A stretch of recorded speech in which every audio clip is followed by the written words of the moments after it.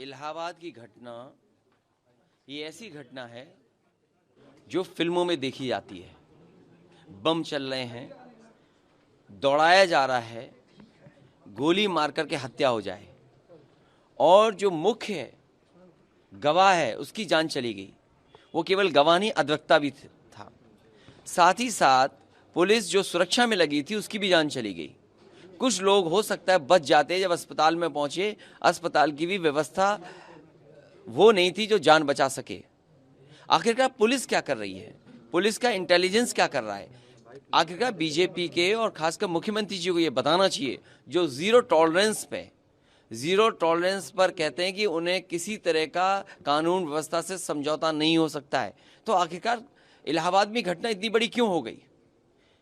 ये उनकी घटना हो गई क्योंकि वो खुद इस घटना को नहीं समझ पा रहे हैं, कानून व्यवस्था को नहीं संभाल पा रहे हैं। और जिस प्रदेश में टेम्पररी डीजीपी हो, मुख्यमंत्री अपना डीजीपी न पोस्ट करा पा रहे हो, और अगर केवल इसलिए डीजीपी होगा पोस्ट कि उसकी जाति क्या है, तो क्या आप उम्मीद करोगे उत्तर प्रदेश की कानून व्यवस्था ठीक हो जाएगी?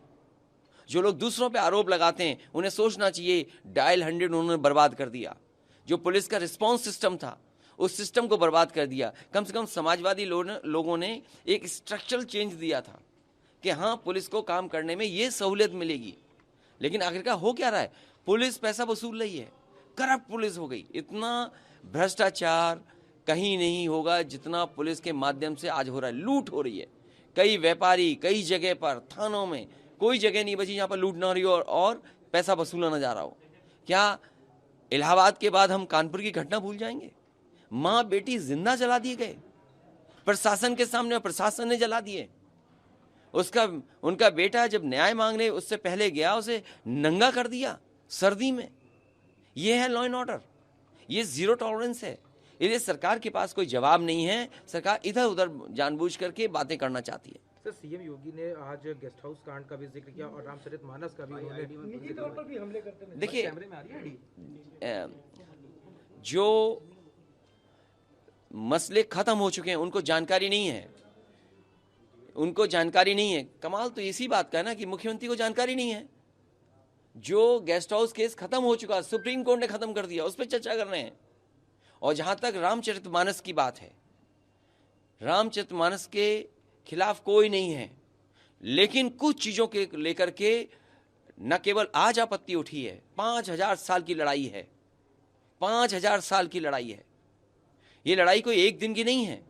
इस बात को सरकार भी जानती है और पूरा समाज जानता है। जो गलत है वो गलत है। सोने की तख्ती पे भी अगर लिख करके दोगे आप कि शूद्र ये हैं, शूद्र ये नहीं हैं, तो मैं उसको स्वीकार करने वाला नहीं हूं। पर्सनल हमले भी हुए इस बार। देखिए, पर्सनल हमले क्या है वो जो जानते ही नहीं। अरे भाई, जो मुख्यमंत्री हवा में बल्ला घुमा रहा हो, 3 टप्पे के बाद टेनिस की बॉल को नहीं मार पा रहा हो, उससे क्या उम्मीद करोगे क्रिकेट पे कोई ज्ञान हो?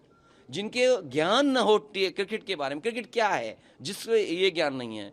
वर्ल्ड का सबसे फेमस लोकप्रिय खेल फुटबॉल है, अकेले देख रहे सोफे पे बैठ करके, और जब तक फाइनल नहीं हुआ उससे पहले सो गए। क्या उम्मीद करोगे उन्हें खेल के बारे में जानकारी दें? किस प्लेयर को सबसे ज्यादा सम्मान मिला वो क्या जानते हैं? तो ऐसे मुख्यमंत्री हैं, इसलिए उनसे क्या पूछोगे खेल के बारे में? इसीलिए ना वो स्टेडियम अपने यहाँ बना पाए और ना ही प्रधानमंत्री कॉन्स्टिट्यूंसी बना पाए। और मैंने एक सवाल किया था कि 40 बच्चे जो तैराकी के लिए, स्विमिंग के लिए भर्ती हुए हैं, जिन्हें कोचिंग मिलनी है स्विमिंग की, मैंने वर्ल्ड क्लास एक्वेटिक सेंटर बनाया था सैफई में, उसमें पानी नहीं है। कम से कम मुख्यमंत्री जी वो कोच ढूंढ के लाएं जो बिना पानी के बच्चों को स्विमिंग सिखा सकते हैं। और जो बच्चे स्विमिंग सीखने गए वो गोरखपुर के हैं, सबसे ज्यादा देवरिया के हैं, महाराजगंज के हैं। उस मंडल के 40 बच्चे हैं। आखिरकार उन बच्चों के साथ दुश्मनी ये क्यों निभा रहे हैं? तो उनके पास जवाब नहीं है, उनके पास इंफ्रास्ट्रक्चर का जवाब नहीं है। अरे सड़क पे एक्सप्रेसवे में चल रहे, पूरी की पूरी गाड़ी चली गई अंदर। आज भी बुंदेलखंड एक्सप्रेसवे पे काम हो रहा है, और जिस तरीके से बुंदेलखंड एक्सप्रेसवे ढह गया था प्रधानमंत्री के उद्घाटन के बाद, कोई जवाब उनके पास नहीं है। कहते हैं चित्रकूट जोड़ दिया, अभी भी चित्रकूट 20 किलोमीटर दूर है वहां से। तो जो एक्सप्रेसवे बनाए वो घाटे के हो गए। जो समाजवादियों ने गाजीपुर में हैदरिया पखनपुरा तक बनाया तो उससे 1 इंच आगे नहीं बना पाए। बिजली की कीमत क्या है, दूध की कीमत क्या है, अरहर की दाल की कीमत क्या है, तूर दाल की कीमत क्या है, आज रिफाइंड तेल क्या कीमत है, सरसों का तेल क्या कीमत है, आज कोई अगर आटा लेना जाए उसकी कीमत क्या है। ये महंगाई कौन रोकेगा? डीजल, पेट्रोल, सिलेंडर, क्या इनके पास जवाब है इसका? कुछ महंगाई न रोकने का इनके पास कोई जवाब नहीं। कहते हैं बेरोजगारी, हमारे पास डेटा है 4% अनएम्प्लॉयमेंट रेट है। ये बताएं कि केवल 100 में 4 ही बच्चे बेरोजगार हैं। सरकार बताए आखिरकार बेरोजगार कितने हैं? सरकार कह रही है हमने उत्तर प्रदेश में पूरी बेरोजगारी खत्म कर दी। मैं समझता हूं उत्तर प्रदेश का नौजवान जानता होगा कि कितना दुखी है, कितना परेशान है, कितना भटक रहा है कि आज उसके हाथ में न नौकरी है न रोजगार है। नेता सदन ने कहा यूपी को नंबर 1 कर दिया। किस बात में नंबर 1 कर दिया? महिलाओं के अपराध में नंबर 1 है। दंगों में आप एनसीआरबी के आंकड़े देखिए, मेरे आंकड़े मत मानिए, नेता सदन के आंकड़े मत मानिए, आप आंकड़े एनसीआरबी के देखिए। सबसे ज्यादा महिलाओं के ऊपर अन्याय और उत्पीड़न कहीं हो रहा है तो उत्तर प्रदेश में हो रहा है। सबसे ज्यादा अनसेफ बेटियां महिलाएं कहीं है तो उत्तर प्रदेश में। अभी 2 दिन की घटना है, आप बताओ उन्नाव में बच्ची के साथ क्या हुआ है, एक बच्ची के साथ। और कानपुर कैसे भूल जाओगे, बलवंत सिंह को कैसे भूल जाओगे? ये सरकार वो है जो ये आरोप लगाती थी कि समाजवादी लोग जाति के आधार पर काम करते हैं। अरे बलवंत सिंह इन्होंने मारा है, क्यों नहीं उसकी पत्नी को नौकरी दे रहे सरकारी?